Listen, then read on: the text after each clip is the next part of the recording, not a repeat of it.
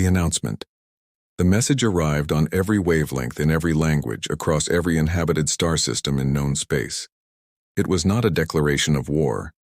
It was not a call for unity. It was a funeral notice for existence itself. The Galactic Council had convened an emergency session for the first time in 12,000 years. Representatives from species that had witnessed the birth and death of suns now gathered in silence. The chamber floated in neutral space, a crystalline construct older than most civilizations, and within it sat beings who had forgotten what fear felt like. Until now. Chancellor Renthor Velnathi, whose species had mapped the cosmos before Earth had cooled from molten rock, stood at the center podium. His 4 eyes, adapted to see across 16 spectrums, stared at data that made no sense and perfect sense simultaneously. The universe, he began, his voice transmitted through quantum entanglement to trillions of minds. He is dying. Not dying in the way stars die, he explained. Not even dying in the way galaxies eventually fade. The universe itself, the fabric of space-time, the laws of physics, the very concept of existence, was reaching its end. The measurements were undeniable. Universal expansion had peaked. The great stretching that had defined reality for billions of years was slowing. Calculations showed that within 10,000 years, expansion would reverse. Contraction would begin, and once it started, nothing could survive what came next. The big crunch. The collapse of everything back into a single impossible point. Across the galaxy, civilizations heard the news. Species that had achieved immortality began preparing death rituals. The Kathanari, who had seeded life on 10,000 worlds, initiated mass cryostasis, hoping perhaps to sleep through the end. The Vorladi Collective, beings of pure energy who had transcended physical form, simply dispersed, accepting oblivion with ancient grace. Everywhere, acceptance. Everywhere, surrender. The Galactic Council session dragged on for days. Scientists presented their findings. Philosophers offered context. Spiritual leaders from 100 faiths spoke of peace in endings. Then came the comment from the human delegation. Ambassador Maria Chen of Earth had sat quietly through the proceedings, her translator implant feeding her streams of data, mathematics, and mourning. She was young by council standards. Humanity had only joined galactic society 3 centuries ago. Her species was still considered impulsive, emotional, dangerously curious. She raised her hand. Chancellor Velnathi, who had been concluding the session with rituals of remembrance, paused. Acknowledging a human was not customary, but something in her posture demanded attention. Ambassador Chen, you wish to speak? Maria stood, and every eye in the chamber turned toward her. She looked impossibly small among beings who had witnessed epochs, but her voice carried clearly. Has anyone tried to stop it? Silence. Not the respectful silence of consideration, the uncomfortable silence of a question so obvious and so impossible that no one had thought to ask it. Renthor's translator struggled to parse the statement. Stop. The universe? Yes, a ripple of disbelief moved through the chamber. Several species began signaling their departure, unwilling to waste their final millennia on human naivety. But Maria continued. I've reviewed the data. The mathematics are clear. Universal collapse is inevitable based on current trajectories. She gestured at the holographic models floating throughout the chamber. But you've also told me that your species have manipulated black holes, created artificial gravity wells, even folded space-time for faster travel. You've bent the laws of physics before. Local manipulation, an elder scientist countered, affecting small regions of space. What you're suggesting would require influencing the entire universe simultaneously. Yes, Maria agreed. It would. Another wave of dismissal. Several delegates began filing out, but Renthor remained, studying this young human with something he hadn't felt in centuries, curiosity. Even if theoretically possible, he said carefully, the energy requirements would exceed the total output of every star in every galaxy. The resources would demand the dismantling of solar systems. The time required would span thousands of generations. And the probability of success, and he paused. The calculations suggest failure is not just likely but certain. Maria nodded. So we'd probably fail, without question. And it would take everything we have.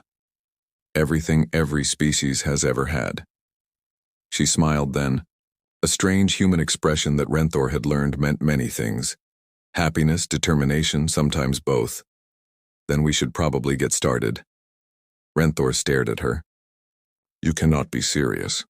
Ambassador Chen, another council member, interjected. Surely you understand the futility. We are discussing the heat death of existence itself. This is not a problem to be solved.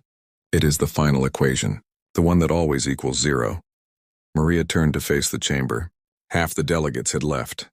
The remaining ones watched her with expressions ranging from pity to annoyance. 300 years ago, she said, humanity discovered we weren't alone in the universe. Do you know what our first instinct was? Not fear, not worship. We wanted to know how everything worked. We wanted to meet you, learn from you, understand the mechanics of faster-than-light travel and quantum communication and artificial gravity. She walked toward the central display, the hologram of universal collapse rotating slowly above them. We've spent 3 centuries learning from species millions of years older than us, and the one thing we've noticed is this. You've all become very comfortable with what's impossible. You define the limits and you stop trying. Because some limits are absolute, Renthor said quietly. Are they? Maria touched the hologram and it responded to her neural interface, zooming into mathematical models. Dr. Monroe, our lead physicist, spent the last week reviewing your data. She's found 17 anomalies, 17 places where your measurements don't quite match your conclusions. Small inconsistencies, probably nothing. But they're there. Murmurs filled the chamber. The science cast rarely made errors. What if, Maria continued, and I know this sounds insane, but what if universal collapse isn't as inevitable as you think? What if there's a way to stabilize the expansion, to anchor space-time somehow? Impossible. Maybe, probably, but what if we're wrong? Renthor felt something stir in him, something he thought had calcified eons ago. And if we fail? He asked. Maria turned to him and her eyes held something the ancient being recognized from Earth's historical databases. The same look humans wore when they decided to cross oceans in wooden ships, when they chose to leave their planet despite knowing space was hostile, when they faced extinction-level asteroids with nothing but determination and mathematics. If we fail, she said, then we fail having tried. We fail having built something extraordinary. We fail together as a galactic community working toward something bigger than any single species. She paused. But if we don't try, then we fail right now. We surrender to the end without even raising our fists. And that's not how humans die. The chamber remained silent. Finally, Chancellor Renthor Velnathi spoke. If humanity wishes to pursue this impossible project, the Council will not forbid it. But neither will we commit resources to. We're not asking for resources yet, Maria interrupted. We're asking for data. Let our scientists review everything. Let us explore the anomalies. Give us time to build a theoretical framework. If we can show you something worth pursuing, then we'll talk about resources. And if you fail, Maria smiled again, then at least we'll die curious. The Pillar Project Doctor. Elizabeth Monroe hadn't slept in 47 hours.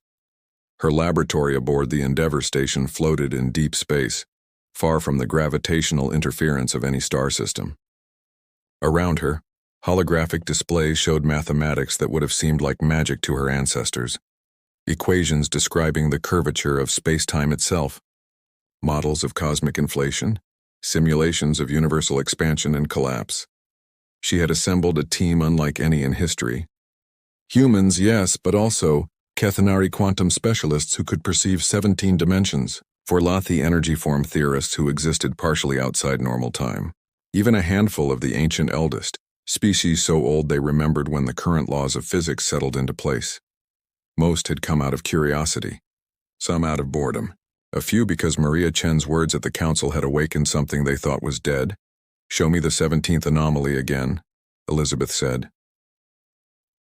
A Kethanari scientist, whose name translated roughly as observer of deep patterns, manipulated the display. The simulation zoomed into a region of space-time, where the measurements diverged from predictions by 0.0003%. Insignificant, another scientist muttered, within margin of error. Except it appears in 17 different locations, Elizabeth countered, spread across the observable universe. Always the same deviation, always in regions of unusually dense dark matter concentration. She had been staring at these patterns for weeks now.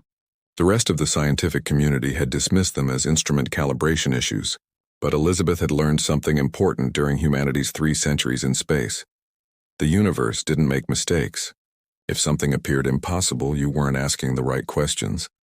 What if, she said slowly, dark matter isn't just passive mass? What if it's structurally important to space-time itself? Observer of deep patterns tilted its crystalline head. You're suggesting dark matter functions as... What, scaffolding? More like reinforcement. Elizabeth pulled up another simulation, this one showing the distribution of dark matter throughout the universe. It formed a web, connecting galaxy clusters, creating cosmic structure. Look at the pattern. Dark matter concentrations correlate with regions of stable space-time, areas where expansion is more controlled. The difference is infinitesimal. Now yes, but what if we could amplify it? The laboratory fell silent except for the hum of quantum processors.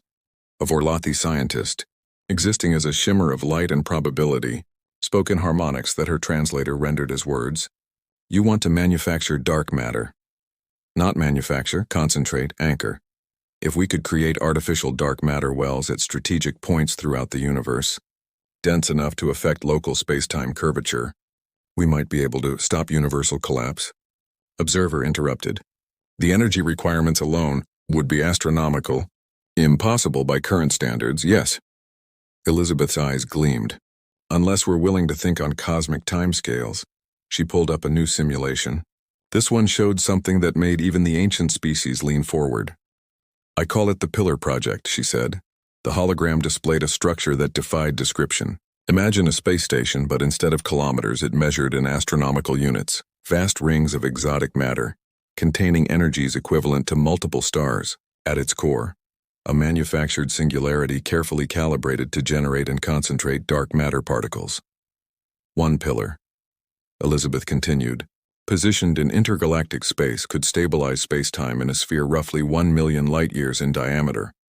Not stop expansion entirely, but slow it. Anchor it. One pillar, a skeptical scientist said. How many would we need? Elizabeth's answer came quietly. 42,316. Evenly distributed throughout the observable universe. Laughter, not cruel but the kind that comes when confronted with absurdity. Impossible, someone declared. Even if every civilization contributed every resource, even if we had 1 million years.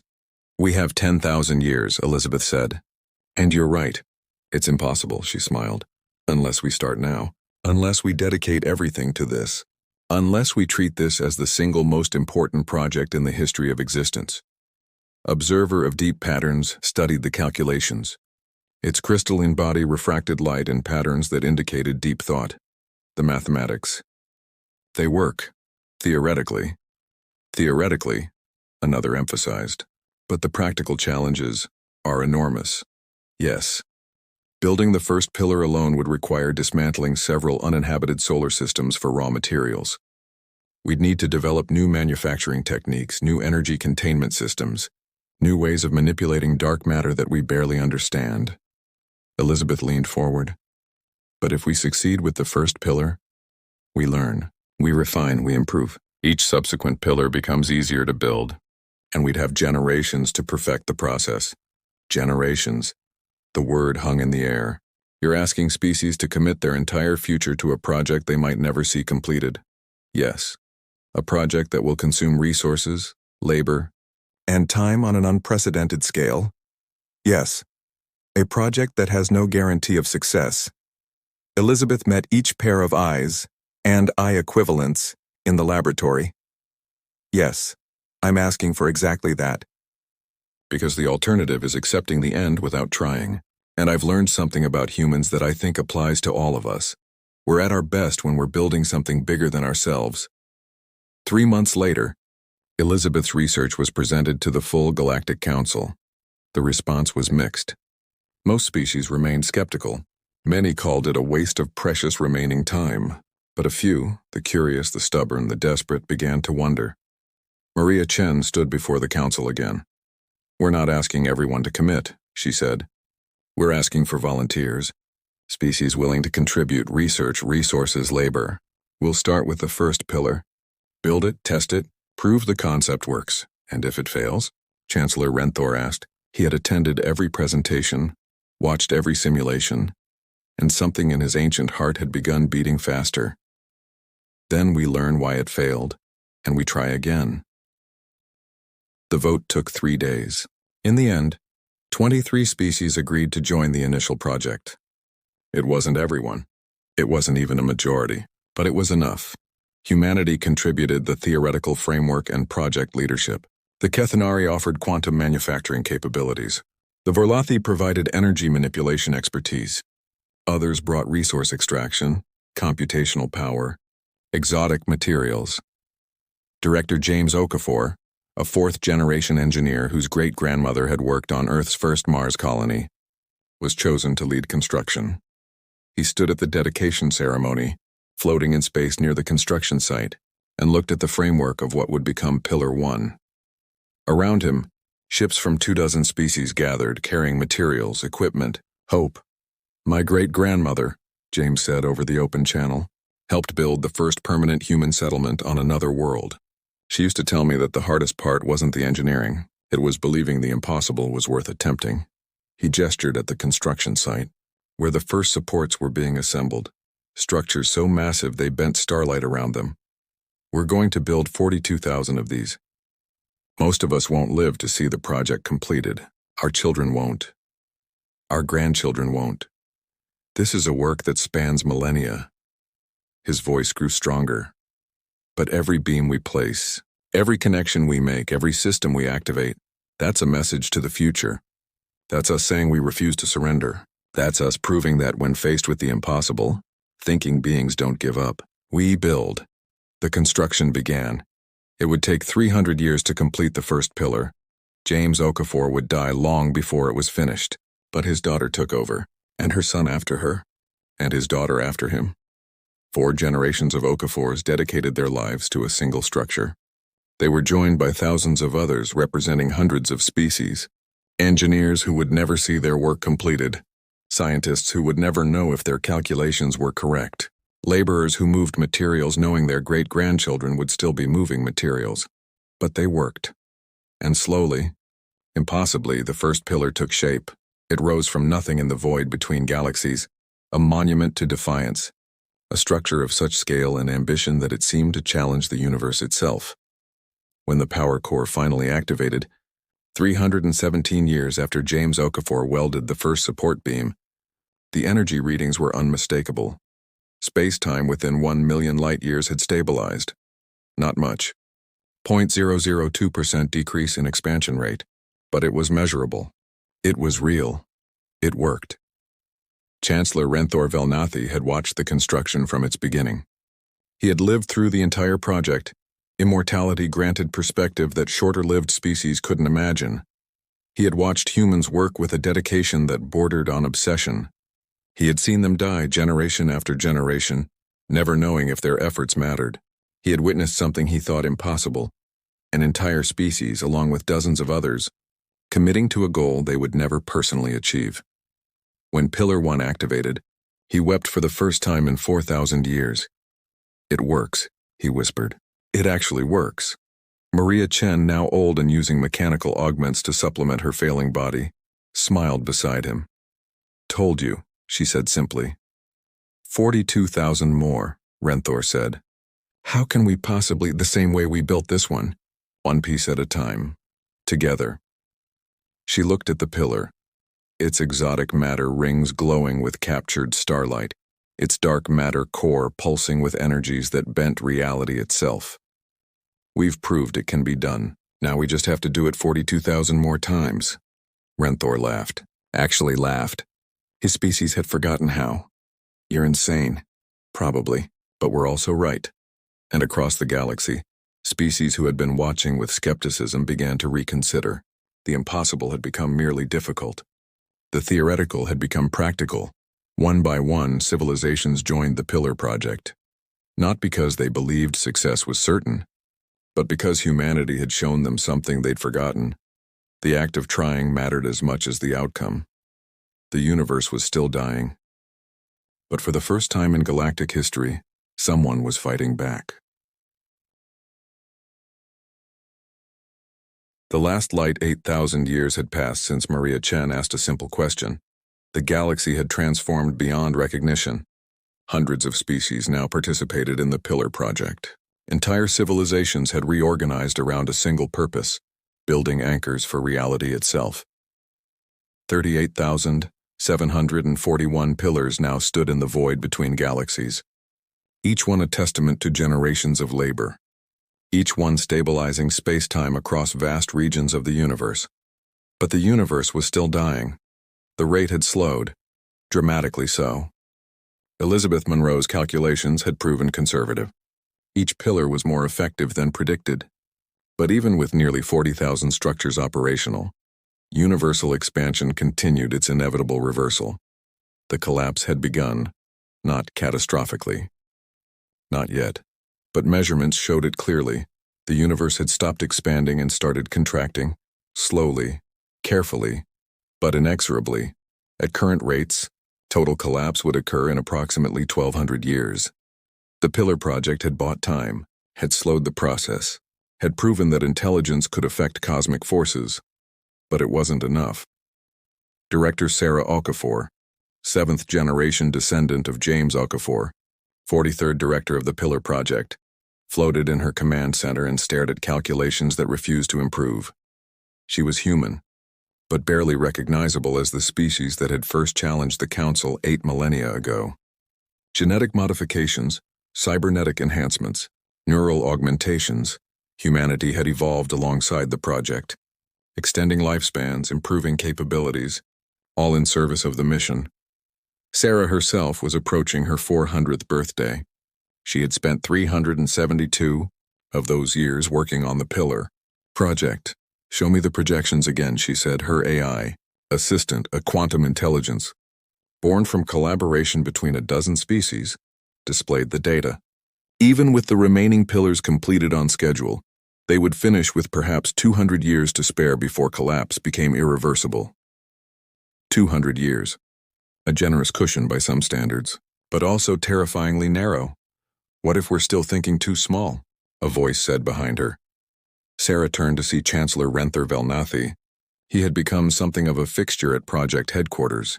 This ancient being who had witnessed the project's entire history. He had long since abandoned his formal council duties, devoting himself entirely to the mission.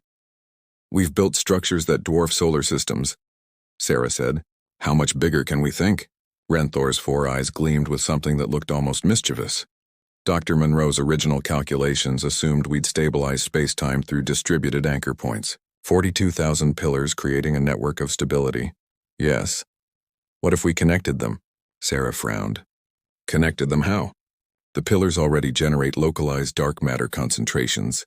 What if we could create artificial dark matter streams between them? Link them into a unified structure rather than isolated points? The idea was staggering.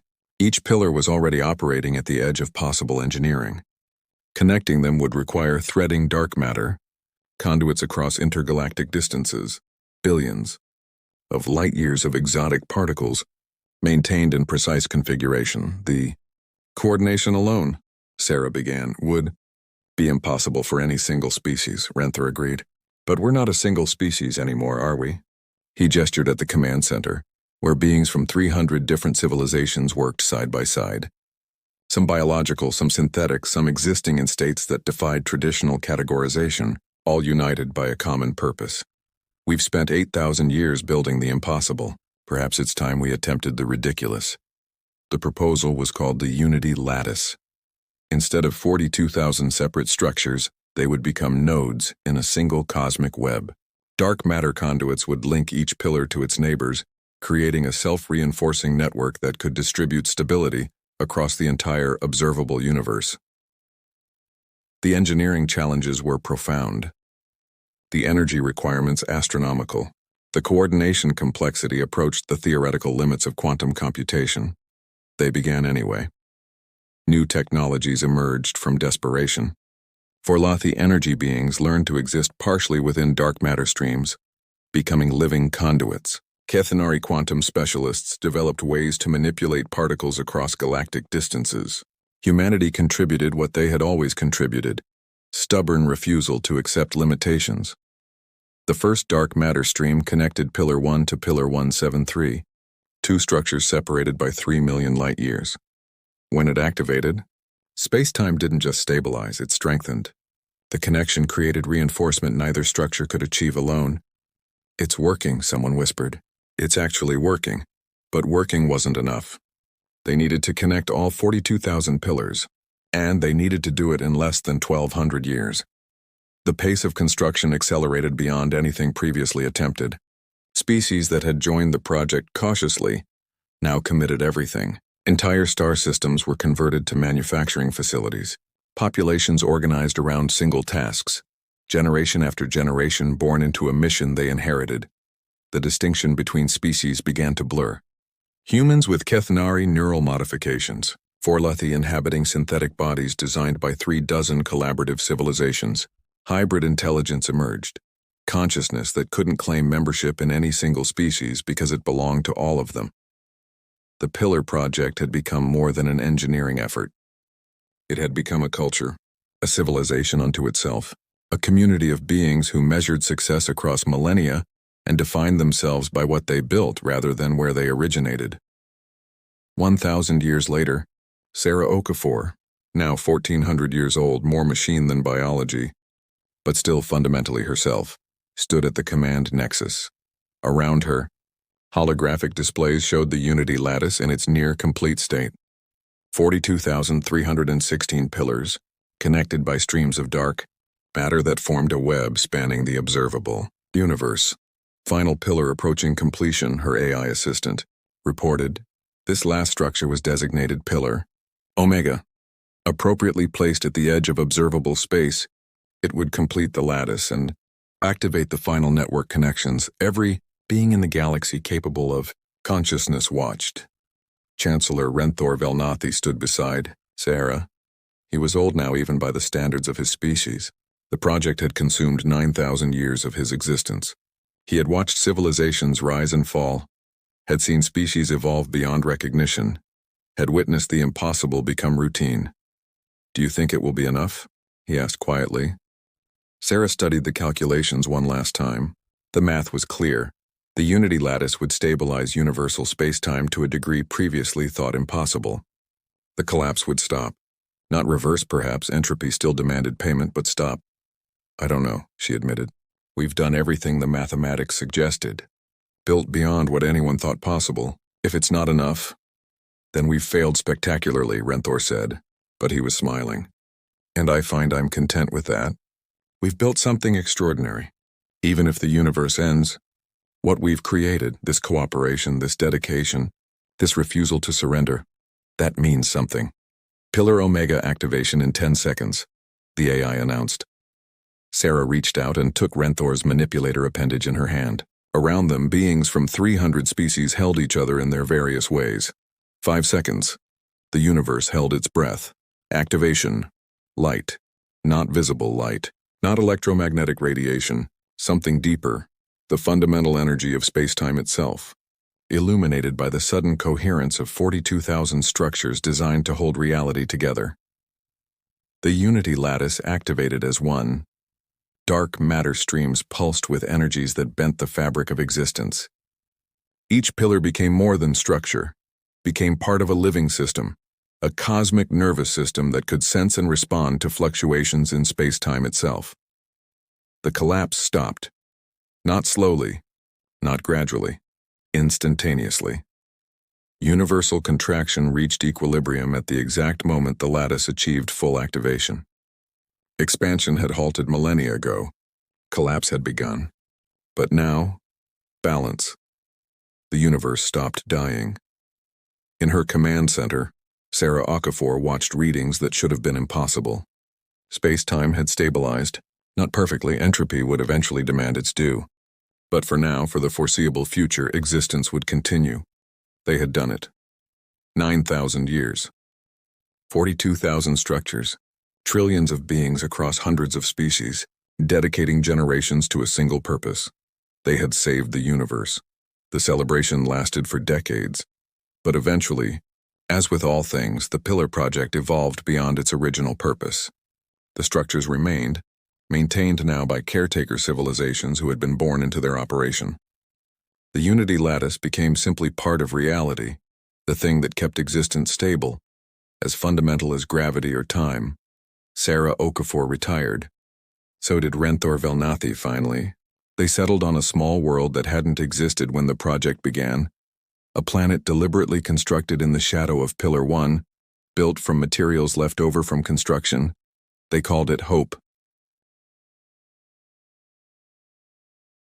On her last day, before entering the final sleep that even advanced medicine couldn't postpone forever, Sarah received a message. It was marked as originating from the Galactic Council, an institution that had evolved dramatically from the one Maria Chen first challenged. The message was simple. The Council acknowledges the success of the Pillar Project and the preservation of universal spacetime. All participating species have demonstrated that intelligence, cooperation, and determination can overcome even cosmic inevitability. But more importantly, humanity has taught us something we had forgotten, that the value of a civilization is not measured by what it accepts, but by what it refuses to accept. The universe trembled at doom. But you stood unshaken, thank you. Sarah smiled and closed her eyes for the last time. Millennia later, young beings of species that didn't exist during the project's beginning would visit the pillars. They would see structures so vast they bent light, so ancient they seemed like natural formations rather than constructions. They would learn the story, how the universe was dying, how every civilization accepted the end, how a single human asked if anyone had even tried to stop it. They would learn about Maria Chen and Elizabeth Monroe, about James Okafor and his descendants, about Renthor Velnathi and the thousands of species who chose hope over resignation. And when these young beings faced their own impossible problems, they would remember. The universe had trembled at doom, but humans and all who joined them stood unshaken. They didn't accept the end. They built light in the darkness. They treated the impossible as merely difficult. They transformed despair into purpose and resignation into determination, and because of that, existence continued, not through divine intervention, not through luck or accident, but through the simple, stubborn refusal to die quietly. That was humanity's gift to the cosmos, the understanding that intelligence means nothing if you don't use it to fight. That civilization means nothing if it surrenders to fate. That hope isn't denial, it's defiance, and in a universe that tried to end that defiance made all the difference.